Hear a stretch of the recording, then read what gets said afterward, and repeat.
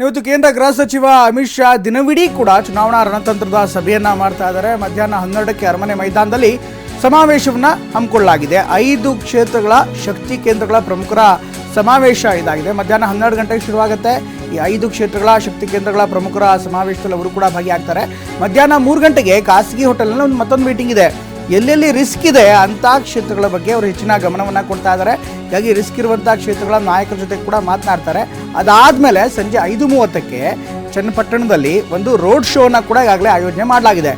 ಚನ್ನಪಟ್ಟಣದ ಪೇಟೆಯಿಂದ ಚನ್ನಪಟ್ಟಣದ ಠಾಣೆ ತನಕ ಒಂದು ವಿಶೇಷವಾದಂಥ ರೋಡ್ ಶೋ ಇದೆ. ಸರ್ಕಲ್ನಲ್ಲಿ ಶೋ ಮಾಡ್ತಾರೆ. 1 ಕಿಲೋಮೀಟರ್ ಸುಮಾರು ಉದ್ದದ ಈ ರೋಡ್ ಶೋನಲ್ಲಿ ಅಮಿತ್ ಶಾ ಕೂಡ ಭಾಗಿಯಾಗ್ತಾರೆ. ಬಿಜೆಪಿ ಅಭ್ಯರ್ಥಿ ಡಾಕ್ಟರ್ CN ಮಂಜುನಾಥ್ ಪರ ಪ್ರಚಾರ ಮಾಡ್ತಾರೆ. ಈ ಸಂದರ್ಭದಲ್ಲಿ ಕುಮಾರಸ್ವಾಮಿ ಕೂಡ ಇರ್ತಾರೆ. ವಿಜೇಂದ್ರ ಅಶ್ವತ್ಥನಾರಾಯಣ ಎಲ್ಲರೂ ಕೂಡ ಪಾಲ್ಗೊಳ್ತಾರೆ. 20,000ಕ್ಕೂ ಹೆಚ್ಚು ಕಾರ್ಯಕರ್ತರು ಭಾಗಿಯಾಗುವಂಥ ನಿರೀಕ್ಷೆ ಇದೆ. ರೋಡ್ ಶೋನಲ್ಲಿ ಸುಮಾರು 1 ಕಿಲೋಮೀಟರ್ ನಡೆಯುವಂಥ ರೋಡ್ ಶೋನಲ್ಲಿ ಸುಮಾರು 20,000ಕ್ಕೂ ಅಧಿಕ ಕಾರ್ಯಕರ್ತರು ಬರ್ತಾರೆ ಅಂತ ಹೇಳಲಾಗ್ತಾ ಇದೆ.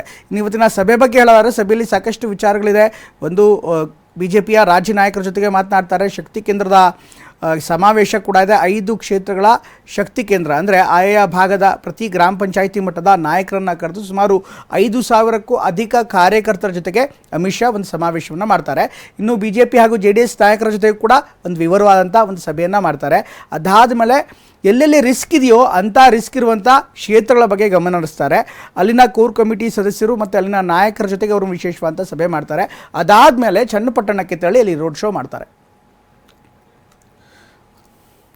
ಈ ಬಗ್ಗೆ ಇನ್ನಷ್ಟು ಹೆಚ್ಚಿನ ಮಾಹಿತಿಯನ್ನು ಪಡೆಯೋಣ. ನಮ್ಮ ಪ್ರತಿನಿಧಿ ಕಿರಣ್ ನೇರವಾಗಿ ಸಂಪರ್ಕದಲ್ಲಿದ್ದಾರೆ. ಕಿರಣ್, ಈ ಎಲ್ಲ ಡೆವಲಪ್ಮೆಂಟ್ಗಳನ್ನು ನೋಡ್ತಾ ಇದ್ದಾರೆ. ಅಫ್ಕೋರ್ಸ್ ಅಮಿತ್ ಶಾ ಬಂದಿರುವಂಥದ್ದು ಬಿಜೆಪಿ ಪಾಳ್ಯದಲ್ಲಿ ಒಂದು ಹೊಸ ಉತ್ಸಾಹ ಸಹಜವಾಗೇ ತಂದಿರುತ್ತೆ. ಆದರೆ ಕಳೆದ ಬಾರಿಯ ವಿಧಾನಸಭೆಯ ಚುನಾವಣೆಯಲ್ಲಿ ನಡೆದಂಥ ಆ ಕಹಿ ನೋವೇನಿದೆ, ಸಾಕಷ್ಟು ಮೀಟಿಂಗ್ಗಳ ಆದಮೇಲೂ ಕೂಡ ಯಾವುದೇ ಫಲಿತಾಂಶ ಬಂದಿರಲಿಲ್ಲ.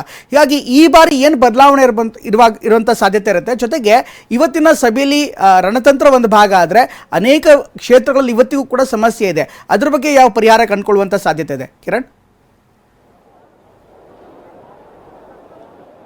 ಪ್ರಮೋದ್, ಪ್ರತಿ ಬಾರಿ ಕೂಡ ಚುನಾವಣಾ ಸಂದರ್ಭದಲ್ಲಿ ಅಮಿತ್ ಶಾ ರಾಜ್ಯಕ್ಕೆ ಬರ್ತಾರೆ ಅಂದರೆ ರಾಜ್ಯದ ಬಿಜೆಪಿ ಘಟಕದಲ್ಲಿ ಒಂದು ರೀತಿಯಾದಂತಹ ಮಿಂಚಿನ ಸಂಚಾರ ರೂಪುಗೊಳ್ಳುತ್ತೆ. ಈ ಬಾರಿ ಕೂಡ ಅಮಿತ್ ಶಾ ಅವರ ಮುಖಾಂತರವೇ ರಾಜ್ಯದಲ್ಲಿ ಚುನಾವಣಾ ಪ್ರಚಾರವನ್ನು ಚಾಲನೆ ಕೊಡೋದಕ್ಕೆ, ಕಿಕ್ ಸ್ಟಾರ್ಟ್ ಅನ್ನು ಮಾಡೋದಕ್ಕೆ ಬಿಜೆಪಿ ಸಿದ್ಧವಾಗಿದೆ. ಹಾಗಾಗಿ ಇವತ್ತು ಒಂದು ದಿನದ ಪ್ರವಾಸ ಕೈಗೊಂಡಿರುವಂತಹ ಅಮಿತ್ ಶಾ ಬೆಂಗಳೂರಿನಲ್ಲಿ 3 ಸಭೆಗಳನ್ನು ಹಮ್ಮಿಕೊಂಡಿದ್ದಾರೆ. ನಂತರ ಚನ್ನಪಟ್ಟಣದಲ್ಲಿ ರೋಡ್ ಶೋ ಅನ್ನು ಕೂಡ ಹಮ್ಮಿಕೊಂಡಿದ್ದಾರೆ. ಪ್ರಮುಖವಾಗಿ JDS ಜೊತೆಗಿನ ಮೈತ್ರಿ ಆಗಿರುವಂತಹ ಕಾರಣಕ್ಕಾಗಿ ಅಮಿತ್ ಶಾ ನೇತೃತ್ವದಲ್ಲಿ ಒಂದು ಮೈತ್ರಿ ಸಭೆಯನ್ನು ನಡೆಸಬೇಕು ಅನ್ನುವಂಥ ಉದ್ದೇಶದಿಂದ ಇವತ್ತು ಬಿಜೆಪಿ ಹಾಗೂ JDS ಸಮನ್ವಯ ಸಮಿತಿಯನ್ನು ಇಲ್ಲಿ ಇವತ್ತು ಅಮಿತ್ ಶಾ ಹಮ್ಮಿಕೊಂಡಿರುವಂಥದ್ದು. ಬೆಂಗಳೂರಿನ ಖಾಸಗಿ ಹೋಟೆಲ್ ನಡೆಯುತ್ತಿರುವಂತಹ ಸಭೆಯಲ್ಲಿ ಇನ್ನೇನು ಸಭೆ ಆರಂಭ ಆಗುತ್ತೆ. ಮಾಜಿ ಮುಖ್ಯಮಂತ್ರಿ ಕುಮಾರಸ್ವಾಮಿ ಅವರ ಆಗಮನಕ್ಕಾಗಿ ನಿರೀಕ್ಷೆ ಮಾಡಲಾಗ್ತಿದೆ. ಕೆಲವೇ ಕ್ಷಣದಲ್ಲಿ ಆ ಸಭೆ ಆರಂಭ ಆಗುತ್ತೆ. ಆ ಸಭೆಯಲ್ಲಿ ಪ್ರಮುಖವಾಗಿ ಚರ್ಚಿತ ವಿಷಯಗಳೇನೆಂದರೆ ಸರ್ವೆ ರಿಪೋರ್ಟ್ ಆಧರಿಸಿ ಒಂದು ಸಭೆಯಲ್ಲಿ ಒಂದಷ್ಟು ಚರ್ಚೆಗಳು ಆರಂಭ ನಡೆಯುತ್ತೆ. ಯಾಕೆಂದರೆ ಅಮಿತ್ ಶಾ ಮಾಡಿಸಿರುವಂತಹ ಸರ್ವೆ ಪ್ರಕಾರವಾಗಿ ಬಿಜೆಪಿ ಮತ್ತು JDS ಮೈತ್ರಿಗೆ ರಾಜ್ಯದಲ್ಲಿ 23ರಷ್ಟು ಸ್ಥಾನಗಳು ಸಿಗುತ್ತೆ ಅನ್ನುವಂಥ ಒಂದು ಮಾಹಿತಿ ಬಿಜೆಪಿ ಹೈಕಮಾಂಡ್ಗಿದೆ. ಹೀಗಾಗಿ ಆ ಒಂದು 23 ಸ್ಥಾನಗಳನ್ನ 25ಕ್ಕೆ ತಲುಪಿಸಬೇಕನ್ನುವಂಥ ನಿಟ್ಟಿನಲ್ಲಿ ಒಂದಷ್ಟು ಗಂಭೀರವಾದಂತಹ ಚರ್ಚೆಗಳಾಗುತ್ತೆ. ಇದರ ಜೊತೆಗೆ ತಳಮಟ್ಟದಲ್ಲಿ ಇರುವಂತಹ JDS ಹಾಗೂ ಬಿಜೆಪಿ ನಾಯಕರುಗಳ ಮಧ್ಯೆಗಿನ ಹೊಂದಾಣಿಕೆಯ ಕೊರತೆ ಏನಿದೆ ಅವುಗಳನ್ನು ನಿವಾರಣೆ ಮಾಡುವಂತ ನಿಟ್ಟಿನಲ್ಲಿ ಕೈಗೊಳ್ಳಬೇಕಾದಂತಹ ಕ್ರಮಗಳು, ಯಾವ ರೀತಿಯಾದಂತಹ ಸಿದ್ಧತೆಗಳನ್ನ ಮಾಡಬೇಕು ಅನ್ನುವಂತಹ ಚರ್ಚೆಗಳನ್ನು ಕೂಡ ಮಾಡಲಾಗುತ್ತೆ. ಅಂದ್ರೆ ಕೇವಲ ರಾಜ್ಯ ಮಟ್ಟದಲ್ಲಿ ಮಾತ್ರ ಸಮನ್ವಯ ಸಭೆಗಳನ್ನು ನಡೆಸಿದ್ರೆ ಸಾಕಾಗೋದಿಲ್ಲ. ಬದಲಾಗಿ ಲೋಕಸಭಾ ಕ್ಷೇತ್ರವಾರು, ವಿಧಾನಸಭಾ ಕ್ಷೇತ್ರವಾರು, ಜಿಲ್ಲಾ ಹಾಗೂ ತಾಲೂಕು ಕ್ಷೇತ್ರವಾರು, ಅದಕ್ಕೂ ಹೊರತುಪಡಿಸಿ ಬಿಜೆಪಿಯ ತಳಮಟ್ಟದ ಭಾಗವಾಗಿರುವಂತಹ ಮಂಡಲ ಹಾಗೂ ಶಕ್ತಿ ಕೇಂದ್ರ ಮಟ್ಟದಲ್ಲೂ ಕೂಡ ಈ ಒಂದು JDS ಹಾಗೂ ಬಿಜೆಪಿ ಜೊತೆಗಿನ ಸಮನ್ವಯತೆ ಸಭೆಗಳು ಆಗಬೇಕನ್ನುವಂಥ ನಿಟ್ಟಿನಲ್ಲೂ ಕೂಡ ಅಮಿತ್ ಶಾ ಇವತ್ತಿನ ಸಭೆಯಲ್ಲಿ ಮುಖಂಡರುಗಳಿಗೆ ಸೂಚನೆಯನ್ನು ಕೊಡುವಂತಹ ಸಾಧ್ಯತೆಗಳಿದೆ.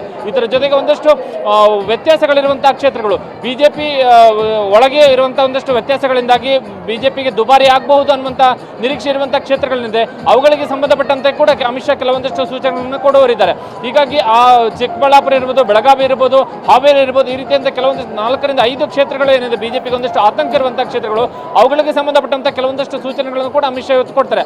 ಇನ್ನೊಂದು ಪ್ರಮುಖವಾದಂತಹ ವಿಚಾರ ಏನಂದ್ರೆ ಬೆಂಗಳೂರು ಗ್ರಾಮಾಂತರ ಲೋಕಸಭಾ ಕ್ಷೇತ್ರದಲ್ಲಿ ಇವತ್ತು ಅಮಿತ್ ಶಾ ರೋಡ್ ಶೋ ಅನ್ನು ಮಾಡ್ತಿರುವಂತಹ ಕಾರಣಕ್ಕಾಗಿ ಇವತ್ತಿನ ಪ್ರವಾಸ ಒಂದಷ್ಟು ಅನ್ನೋದಕ್ಕಿಂತ ಕೂಡ ಜಾಸ್ತಿನೇ ಮಹತ್ವವನ್ನು ಪಡೆದಿದೆ. ಯಾಕಂದ್ರೆ DK ಶಿವಕುಮಾರ್ ಮತ್ತು ಅಮಿತ್ ಶಾ ಅವರಿಗೆ ಜೊತೆಗಿನ ಒಂದು ಪರೋಕ್ಷವಾದಂತಹ ಯುದ್ಧ ಏನಿದೆ ಅದು ಈ ಚುನಾವಣೆಯಲ್ಲೂ ಕೂಡ ಮತ್ತೆ ಮರುಕಳಿಸುವಂತಹ ಸಾಧ್ಯತೆಗಳಿವೆ.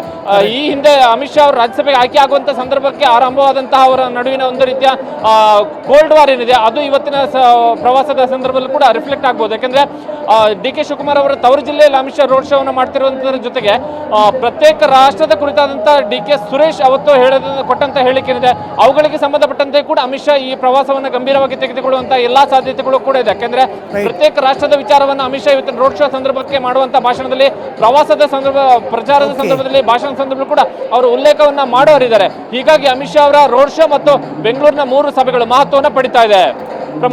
ಥ್ಯಾಂಕ್ ಯು ಕಿರಣ್ ಎಲ್ಲ ಮಾಹಿತಿಗಾಗಿ.